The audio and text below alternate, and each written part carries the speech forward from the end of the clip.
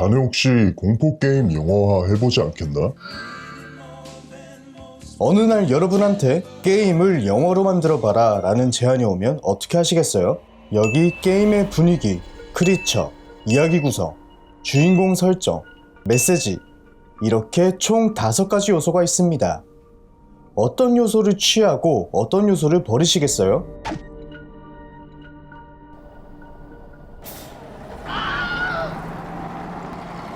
공포가 러닝타임 반도 안 되는 영화, 대한민국의 역사적 사건과 맞닿아 있는 영화 방교 디텐션입니다. 영화를 시작하기 전에 방교는 인터커팅 편집 방식을 통해 이야기가 진행되는 영화입니다. 인터커팅이란 서로 다른 공간에서 일어나는 2개 이상의 행위를 번갈아 보여주는 기법으로 동시간에 발생하는 사건을 교차시키는 교차 편집이나 평행 편집과는 달리 시간적 동일성을 전제로 하지 않는 것이 특징이죠. 폐허가 된 학교에 갇힌 팡과 웨이, 그리고 과거의 이야기가 오가며 진행되는 방식이란 말이죠. 쿠엔틴 타란티노 감독의 헤이트풀 에잇의 전개 방식처럼 챕터가 나뉘어져 연극의 막 형식으로 이야기가 전개됩니다.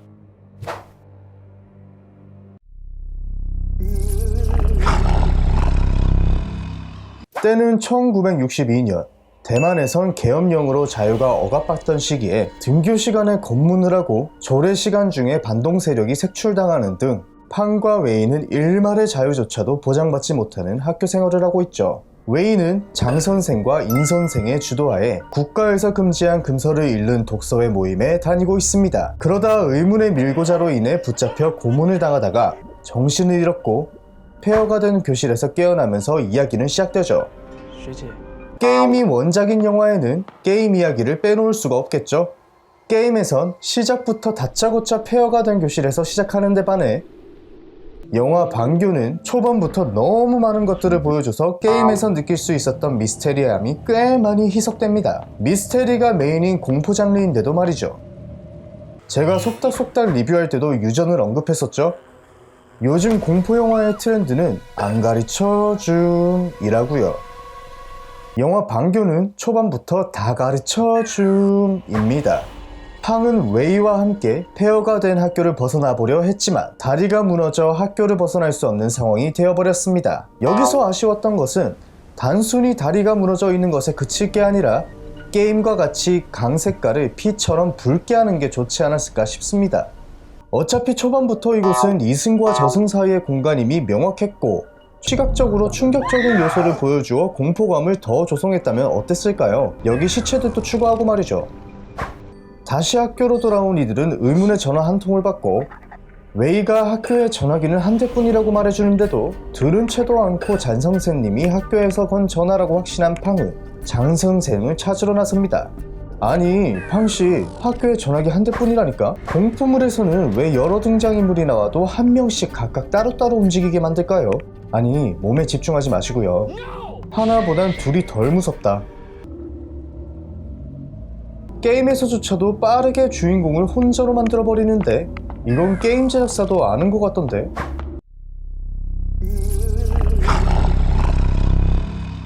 갑자기 이들 앞에 등장한 등불을 든 크리처. 팡과 웨이는 자필 위기를 맞지만 코너를 꺾었다는 이유 단 하나만으로 크리처는 더 이상 이들을 따라오지 않습니다. 아무리 게임이 원작이라지만 다른 장소로 가면 크리처 위치가 리셋되는 크리처 패턴까지 따라해버리면 어떡하지? 팡과 웨이는 괴물에게 도망쳐 독서회 멤버만 아는 비밀의 장소인 방공호로 들어왔고 그곳에는 장 선생을 제외한 나머지 독서회 멤버들이 있었죠. 뒤이어 독서회 멤버들은 충격적인 사실을 말해줍니다. 바로 팡이 밀고자였고 독서회 사람 모두를 죽였다고 말이죠. 팡은 혼란스러워하는 와중에 이 혼란을 틈타 과거로 넘어갑니다. 팡의 가정은 개차반 집안의 표본이죠. 폭력적인 아버지와 아버지의 불륜을 의심하고 거기다 종교에 미쳐버린 어머니, 가정 파탄의 3박자를 고루 갖춘 집안이죠. 이런 상황에서 팡이 유일하게 기댈 수 있는 존재인 장 선생님, 이들은 서로 순수한 사랑에 빠졌습니다만 그것은 사회에서 금기시되는 사랑이었죠. 넌 학생이고 난 선생이란 말이야. 조례 시간에 잡혀간 황 선생 덕분에 독서회 모임조차 압박을 느끼고 있는 상황에서 인선생이 장선생에게 과업을 위하시는 거라면 팡을 끌어들이지 말고 그만 만나세요. 팡은 그 장면을 목격하고 인선생을 미워하게 되죠. 그런데 이쯤 되면 공포영화에서 공포를 찾고 있는 나를 발견하게 되고, 지금까지 과거 상황들만 쭉 나열해서 보여줬지 공포물다운 공포가 등장한 적은 손에 꼽을 정도죠.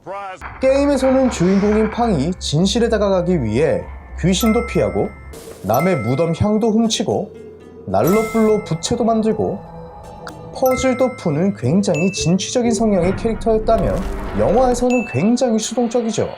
미술관에서 이동하면서 미술품 감상하는 느낌적인 필링?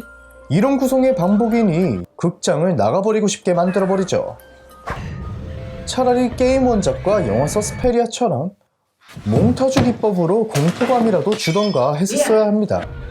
다른 요소들은 다 원작 따라가면서 정작 이런 건 안 써먹네요.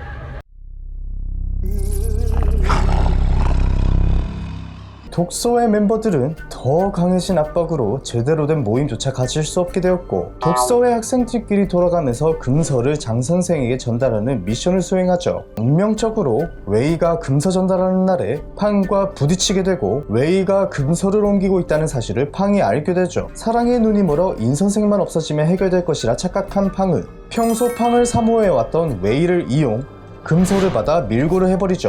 덕분에 인선생뿐 아니라 사랑했던 잔선생을 포함해 독소의 모든 이들이 죽임을 당합니다. 죄책감에 팡은 목을 매서 자살을 해버렸고, 이승과 저승 사이인 학교에서 갇히게 되어버린 것이었죠. 자신의 잘못을 깨달은 팡은 웨이를 탈출하게 도와주고, 웨이는 다시 눈을 떠 기나긴 옥살이 끝에 노인이 되어 다시 학교를 방문하고 끝. 근데 이 영화에 좋았던 면이 없었냐고요? 아니죠, 있었습니다. 첫 번째, 감독의 의도와 메시지. 원작인 게임을 보면 반공이 아닌 침공 성향이 강한 독서의 모임이었죠. 그런데 영화상에서는 자유라는 단어로 대체한 것을 봤을 때 전 여기서 감독의 의도를 엿볼 수 있다고 생각했습니다. 만약 독서회 멤버들이 추구하는 체제가 영화상에서 언급이 되었다면 체제에 대한 선입견으로 이들을 바라보게 될 수밖에 없을 것입니다. 하지만 감독이 자유라는 단어로 대체해 그 선입견을 무마시켜버렸죠. 체제보다 이들의 자유를 억압받는다는 상황에 포커싱을 했으면 좋겠다는 의도를 느꼈습니다. 또한 영화상에서 러시아 작가인 이반 투르게네프의 아버지와 아들이 언급되었죠. 예술에 대한 찬양이 익숙한 몽상가 기질이 있는 아버지 세대, 그 반대로 아버지 세대가 이룬 모든 가치들을 부정하고 그것들을 무로 되돌리려 하는 니힐리즘적 시각을 가진 아들 세대가 있습니다. 아버지 세대와 아들 세대 간 갈등이 주가 되는 이야기로, 결국 아들이 죽음에 다다라서야 이 모든 갈등과 고집은 다 의미 없는 것이었음을 깨닫게 되죠. 개인적인 생각으로는 갈등은 어쩔 수 없는 현상이며 개인의 자유는 침해하지 않되 서로의 다름을 인정하며 살아갈 수밖에 없다는 메시지까지도 들어있다고 봐야겠습니다. 두 번째, 자유의 아이러니함. 이 영화에서 꽤 인상 깊었던 씬을 언급하라면 바로 인 선생이 잔 선생에게 팡과의 만남을 포기하라고 말하는 장면이 아닌가 싶습니다. 자유라는 단어에 대한 아이러니함을 잘 표현했다고 생각했죠. 국가의 억압을 받는 학교, 그리고 그 억압을 피해 자유를 갈망하던 이들이 창설한 독서회. 그런데 아이러니하게도 자유를 쟁취하자는 것이 모토였던 모임이 잔 선생과 팡의 관계를 억압해버리죠. 개인의 자유를 침해하게 되는 아이러니한 상황이 발생하게 되죠. 어딘가에 소속이 됨으로써 자유라는 것은 온전할 수 없고 가시적이던 비가시적이던 억압과 희생이 존재할 수밖에 없다는 메시지를 잘 던졌습니다. 저는 게임을 굉장히 좋아하기 때문에 수많은 게임이 영화화되었으면 좋겠다는 바람으로 끝을 맺겠습니다.